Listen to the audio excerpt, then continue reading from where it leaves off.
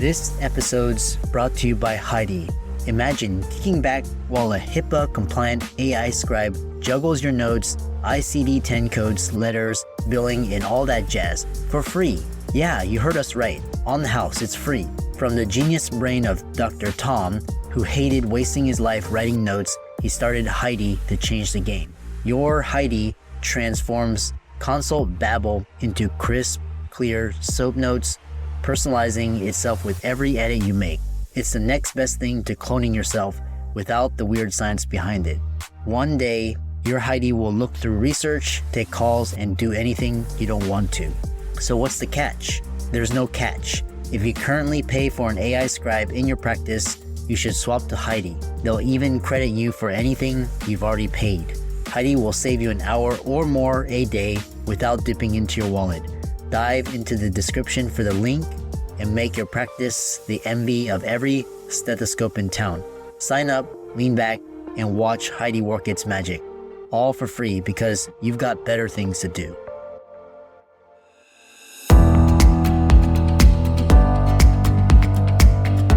We work hard as physicians to take care of the health and well-being of our patients. But when it comes to our money, do we have the same condition of care? Probably not. Let's change that together. Welcome to the Financial Freedom for Physicians podcast, where we'll fight and advocate for your financial literacy. As always, I'm your host, Dr. Christopher Liu. Thanks for being here.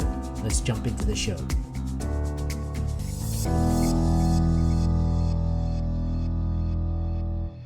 Welcome to this week's podcast episode. I've got a very interesting guest for you today, Marty Strong. He's an ex-Navy SEAL, and now he's a current CEO. He's a chief strategy officer. He's also an author and a speaker, and he's got a lot of interesting ideas about business leadership during crisis, motivation, disruption, and I'm really excited to interview a former Navy SEAL. So, Marty, welcome. Hey, thanks for having me, Chris. So yeah, you're no stranger to leadership and, thriving during crisis. So kind of talk about your background and experience and how you got to do what you're doing. As you mentioned, I started my adult life as a Navy SEAL. I was 17 when I joined the Navy, and I retired when I was 37 after 20 years in the SEAL teams. So, the second couple of decades that I was alive, it was pretty much either learning how to deal with changes, disruptions, whatever you want to call it, mishaps, misdirections, watching your assumptions fall apart right before your eyes, whatever category you want to put it in. They trained you to anticipate that, to expect that. And then they also trained you to exercise your judgment and wisdom in the moment. As much as you did very proactive and very deliberate planning and rehearsals and all that, it was almost a joke among anybody who'd been a SEAL for any length of time, because we did it for the senior officers. We went through the dog and pony show and all that. But we knew in the back of our heads that the weather is probably not going to be what they say it's going to be. They're probably going to drop us on the wrong mountaintop. We knew that because that's what happens in real life. And I think maybe about 5% of my combat missions actually went according to plan, which was really weird. It felt weird. The rest of them, Murphy and the enemy have a vote, and they kind of take you where they take you when you get on the ground. And that's when you get to exercise your judgment. You can call that crisis leadership if you want, but it's basically leadership when there's a lot of unknowns.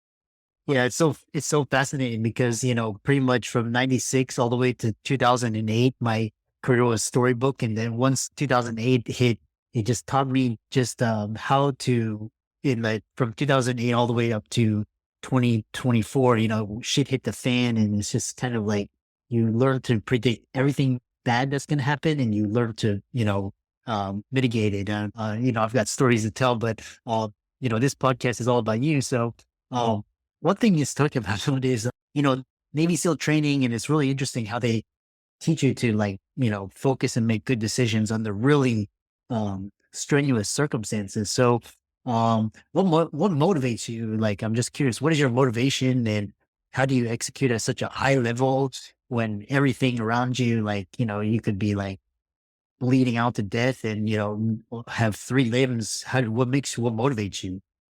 Thankfully, I haven't been in that scenario personally. So when you first start SEAL training, you're kind of an empty vessel, and everybody has a different level of psychological resilience, intelligence, creativity. I would call it, kind of courage based on a strong sense of self, a confidence, not an arrogance, but a confidence. And you start with hundreds and hundreds and hundreds of people trying to get into each class, and they get vetted out and screened for lots of different reasons. And then when they finally show up, there's about 100 to 120 of that original 500. So every year, if they run 4 or 5 classes, there's a 500 person funnel trying to get into that class, and they whittle it down to about 120 before they even start, for physical, psychological, intelligence, IQ tests, all kinds of things. So the group you get on day one of the 6-month course is a pretty elite group all by itself. And then traditionally, since 1962, 75% of them are gone by graduation. So in my class, we started with 126, ended up with 13 original from that class. And I was probably the most unlikely person to be in that group of 13. I was 17, 18. I looked like I was 12, with 125 pounds soaking wet. But when I went back later as an instructor, about 8 years later, and I was in charge of the first phase of SEAL training, which is where Hell Week and everything is, kind of the crucible events, it was the first time I really understood what the course was doing and what it was selecting for. When you're going through it, you don't know. And even if, with 8 years of experience as a SEAL, I didn't really understand how that course was structured to get the best of the best at the end of the process in a very specific profile at the end of the process. And that was all those attributes I listed before, the willingness to try, and eventually a feeling of, sure, self-worth, but a different kind of thing, they call it the brotherhood now, a feeling that you're responsible for the others around you even more than you are for your own safety or your own success. And that starts to be developed when you get into a SEAL team and just starts to get stronger and stronger and stronger. So within at least a year or two, you've got through the crucible in the beginning, you're into the SEAL team experience, you're starting to get actually technically skilled at the job because it takes 2 or 3 years. And you kind of get a maturity about life and about what you're doing professionally and the value of the people around you. And at that point, it's not really motivation. At that point, it's like the whole package, the whole culture is just carrying you forward, which is a hard thing to explain to people outside of, maybe a really great musical group that lasted for a long time together. They get that gel, they see it, basketball teams, like Michael Jordan, being able to throw the ball in the middle of nowhere and somebody's going to be there to get it because you played together for 1,000 times. It's all instinctive trust in everybody else. And you don't get unmotivated in that scenario. Get out of the Navy, and I don't find that anywhere. So, and especially as a leader, you're suddenly going, okay, so I see what's missing here. How do I get that culture? How do I get that point of view? How do I make that happen, that spark, that kind of thing? And I can see why there's so many books written about leadership and motivation and inspiration, because you need to read books like that and be influenced by people in the commercial world, because the organizations aren't structured to do it automatically. Yeah, very insightful, which, we come back to this idea of adversity and resiliency. One thing I want to talk about is this innovation and disruption. And you wrote a book, Be Nimble, and discusses leveraging crisis and chaos as opportunities, and kind of talk about, I'm sure you've had a ton, but just talk about, this where it's just, there's almost no hope. And then you found, either mental or emotional leverage to get yourself out and thrive. So, the Chinese character for crisis, is the two elements of opportunity and risk. I think that's a really great example of what I try to talk to in Be Nimble and in Be Visionary, which was about looking out at the horizon and trying to envision the future, identify the threats that you can plan to avoid, and also identify all the opportunities that you can try to seize, get beyond your toe tip, so to speak. It's the same theme in both books. The nature of it, though, is you have to, how can I put it? You have to be able to kind of set aside what you've been taught and how you've been trained, which is that risk is bad. And there's no reward. It's just risk. That failure is bad. There's nothing good about failure. It's just failure. And And emotionally, you're supposed to react to failure with depression and resentment and all this other stuff, envy of whoever didn't fail. There's all these other emotions. And that's how you're kind of raised by society. So it's really hard for people to shake out and get away from that mindset. But I talk about in all my books that you have to kind of clear your mind and clear the slate of all your baggage, both good and bad. And I do it every morning for about 10 minutes. It's not a meditation or anything. I sit down and say, okay, yesterday something bad happened and I made some mistakes. Yesterday I got an award, and I'm a superhero. So what? Everything forward has nothing to do with what happened yesterday unless you let it influence you. That's one thing. The second thing, I call it intellectual humility. The next thing is intellectual curiosity. You have to clear your mind of all that baggage to be able to take in new information from all sources, 360 degrees. And if you've done the first thing and you're humble, you are actually honestly going out and seeking things that you do not know. And you're talking to people that you've never met about things you've never heard before. And you're pulling that all in. So when you start to do the solution and create a solution set, you can truly get into the third phase, which is creativity. If you don't do the first two, you're not really doing intellectual creativity. You're just kind of doing false creativity. You're saying the old football plays that used to work are going to work again. So in dealing with risk, you take each day and you see it as an opportunity, not as a threat that you're going to have to fend off for, the next 12, 13 hours. And a lot of people that think that way, it's because of that baggage that they carry into their next day. They wake up feeling like, I was in trouble yesterday, or I was chased yesterday, or I failed yesterday. And it may be yesterday, metaphorically, it could have been a week ago, a month ago. For some people, they'll carry that baggage for, a year or more. And it's just coloring your view of the world. And you see everything is risk and everything is potential failure. And of course, everybody's heard before, failure is just an opportunity to learn and get better. Wisdom defined is the sum total of your mistakes. You don't make any mistakes. You don't take risks. You don't put it out there a little bit. You're never going to become wise. I love that. I really love this, how you describe that. It's very powerful. The next question is, because we talked about risk and opportunity, and if you don't, you miss 100% of the shots you don't take. And I'm curious about your leadership philosophy, and you've got military business careers. You talk about adaptive leadership, and how has your experience as a Navy SEAL influenced your approach to strategic leadership, crisis management, and kind of give an example from your training and career. So, I didn't know this phrase when I was going through the selection course, but I can't attribute it to it, but it's been around for a long time. The first casualty upon contact with the enemy is the plan. It's kind of akin to Mike Tyson's, everybody has a plan until they get punched in the face. And that's kind of a negative thing, but as I mentioned earlier, from decades all the way back to World War II have documented lessons learned in combat. SEALs and the predecessor frogmen of World War II in Korea, they made mistakes. They wrote them down. They tried to bake them into the training so the next generation wouldn't make the same mistakes. But one of those mistakes is to believe too much in the plan, to believe too much in the assumptions that the plan's based on, because you can't control what you can't see.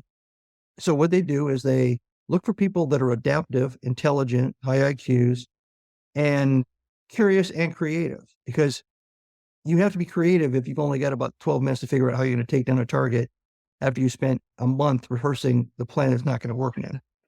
And everybody else has to be comfortable with, okay, it's pick up basketball. What do you want to do, boss? Because that's the way it is. So they prepare you on two tracks, technically learning how to do it by the numbers. And on the second track, what do you do if everything's falling apart, total chaos, crisis, nothing's working right, and you still have to execute. You still have to do it.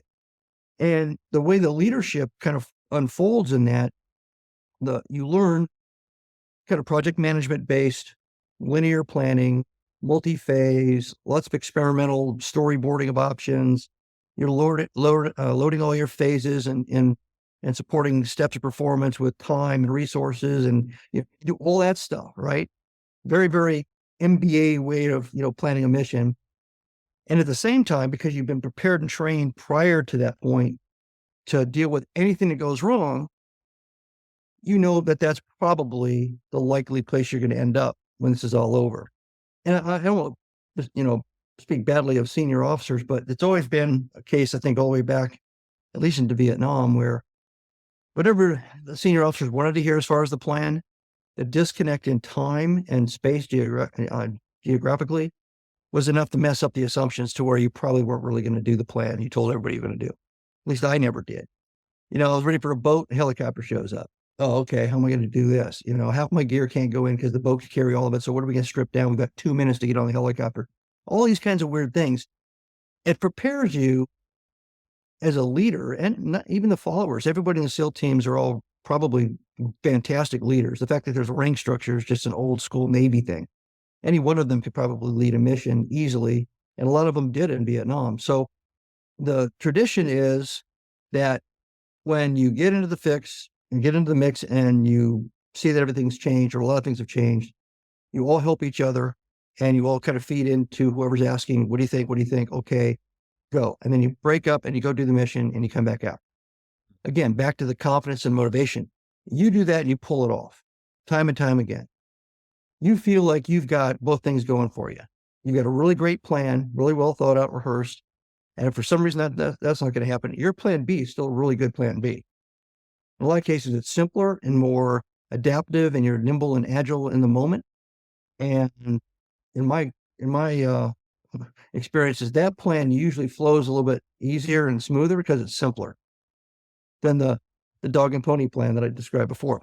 So what that does for you as a leader is that it starts to change your mind into kind of two different areas. Management, think of the MBA planning of the mission, management practices. If everything goes perfectly, that plan will go perfectly. Whatever we put up on the dry erase board, whatever we gave to everybody in a PowerPoint, that's what's going to happen. But the other part is truly leadership. It's when everything falls apart. Like when COVID hits, it takes out your supply chain, things like that.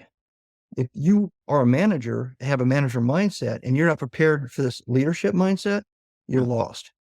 All you know how to do is the X's and the O's and the lines and the dog and pony briefings.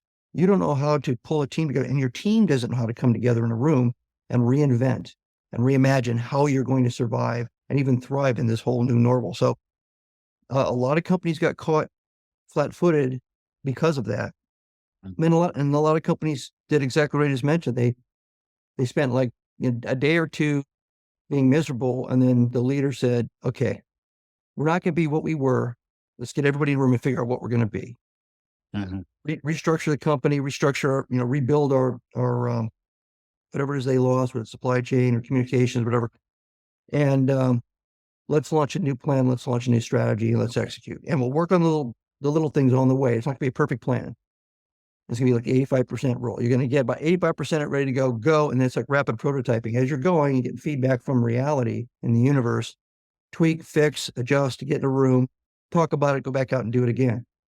It sounds random. It sounds chaotic in itself, but it's not. It's an actual methodology of leading through crisis and chaos and through the disruption to your plan, your system, your processes, and even the people that are very rigid and, they're a reflection of their resume and that's it. But they're not ready to go into a room and play pickup basketball because they're football players or they're dancers. They can't even see themselves in that role. Really powerful. And I love how you talked about, when everything is falling apart and how do you keep your wits about you? This goes to my kind of final question because I get so much, this is why I love talking to outstanding people such as yourself. And so, you've had personal battles, you experienced tragic loss, and like I said, there's like when there's no way out, and what lessons did you learn? And from that experience about overcoming obstacles where it seems like everything was against you, it's easier just to pack up and just quit.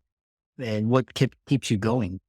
I think that philosophy of those 3 steps, starting with the intellectual humility, a lot of that is, it's a high level of emotional maturity if you can take all that baggage, all that bad stuff out of your head. And if you practice that every day, like every other thing, it becomes a habit, it becomes a part of your personal discipline. And if you do that, it's a great way to inoculate yourself from even the greatest of catastrophes. You're alluding to it. So I lost my oldest son right after I came back from Iraq. I had cancer twice. When you are faced with these things, the cancer, there's still possibilities, right? But when your son dies or any family member dies or one of your men dies or something, it's final. So then you have to sit there and say, did I have anything to do with it? Could I have changed the outcome? And you have all kinds of survivor's guilt. And if you're a parent, even if you weren't around, you have survivor's guilt. And you had this parent guilt, like, I should have done something. I could have, even if he was 22 years old, you're messing your mind up. You have to kind of get back to that discipline of, I can't change yesterday. All I can do is affect tomorrow. So I have to wake up with a positive attitude. And the way you do that is you clear your mind of all the negative attitude. And you sit there and you go, okay, it's a new day. And I'm going to step out in a positive way. And I'm going to figure out how to learn something new. And if something comes at me, I'm going to figure out how to fix it. It's the only way you can do it. It's the only way you can continue to survive. Yeah.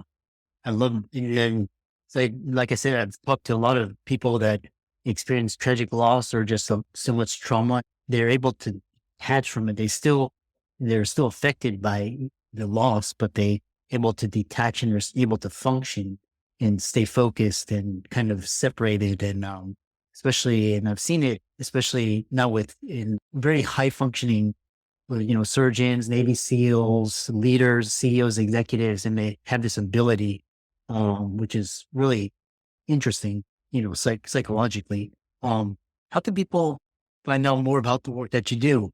They can go to martystrong.com. So all my books are there, links to my articles, my speaking programs, etc. And I'm also on Amazon. My novels are under ML Strong, and my business books are under Marty Strong. Yeah, I love that. And for all the audience, I really enjoyed having Marty on the show. And be sure to check out his socials, give him a like and follow. His book will be in the links in the show notes. And with that, thanks so much for coming on to the podcast.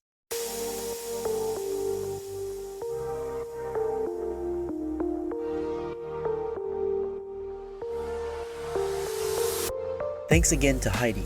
Elevate your practice with a free AI scribe, zero cost, HIPAA compliant, and ever learning.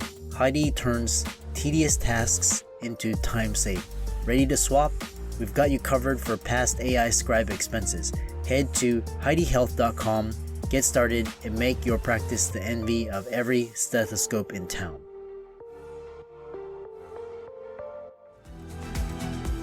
I'm excited that you made it for another episode. You are truly the best. If you've been following the show for a while, you know that my passion is to bring you the education you need to find your path to financial freedom. Please come back week after week for new content, new resources, and great guests. Until then, if you haven't already, please be sure to check out the website, www.drchrislewmdphd.com, for more support. I'll see you next week.